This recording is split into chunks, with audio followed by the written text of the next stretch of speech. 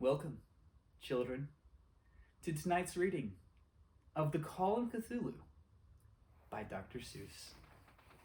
Tonight, we are reading Part 3, The Madness from the Sea.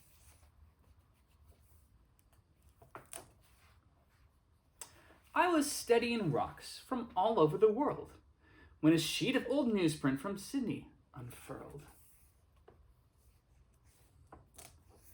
On that old faded page, a forgotten report told the tale of a schooner whose trip was cut short. Of 11 crew members, 10 failed to return, and the loss of the Emma had caused some concern. After meeting a yacht which had ordered them back, it appears that the Emma fell under attack. When the Emma was sunk, there was nothing to do but seize the Alert and abandon her crew.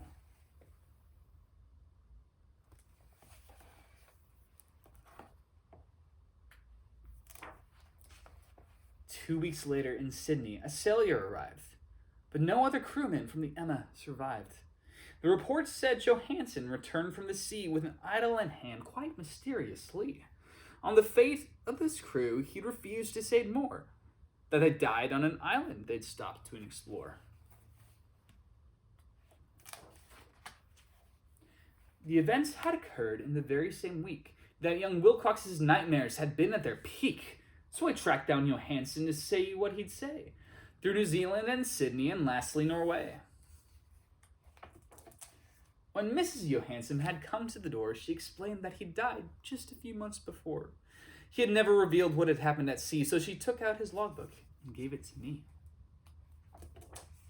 He had written in English to help spare his wife from that terrible knowledge that ruined his life.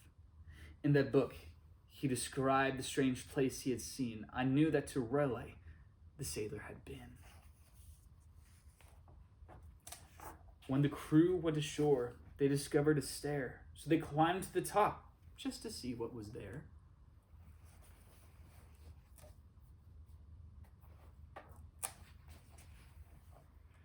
Then Johansen described how a door opened wide, and they heard something stir in the darkness inside.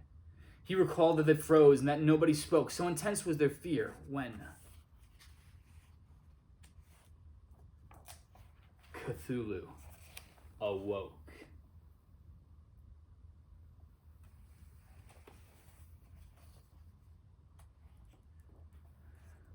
When Johansen and Bryden returned to the sea, they jumped in their boat in an effort to flee.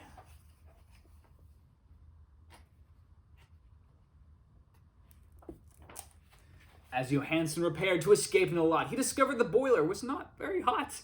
When the sailors then learned that Cthulhu could swim, poor old Bryden went mad and the future looked grim. There was nothing to do but steer with the wheel till Cthulhu's huge head was lined up with the keel.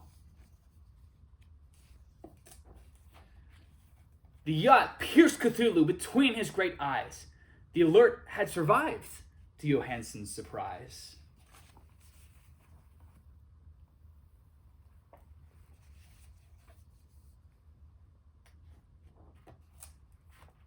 At the end of the logbook, I fearfully read that the monster was sighted, repairing his head. By the time they were rescued, poor Bryden had died, and Johansen was sitting with eyes opened wide. Then the rescue ship Vigilant sailed past the spot where the city once was, but by then it was not. I assume that Cthulhu resumed his great sleep at the heart of his city, way down in the deep. I discovered the sender of Wilcox's dreams, and I'm certain there's more to the cult than it seems. But the knowledge is more than just one man can take, and in knowing I fear that my mind will soon break. Now I've told you these things so that you'll understand why I'm sealing them up just as Angel had planned. Just remember that cultists are out there somewhere, keeping track of the secrets they don't want to share. Found among the papers of the late Francis Wayland Thurston of Boston.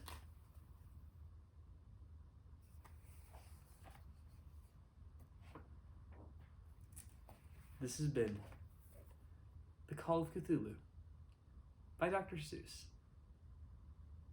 Thank you for joining us.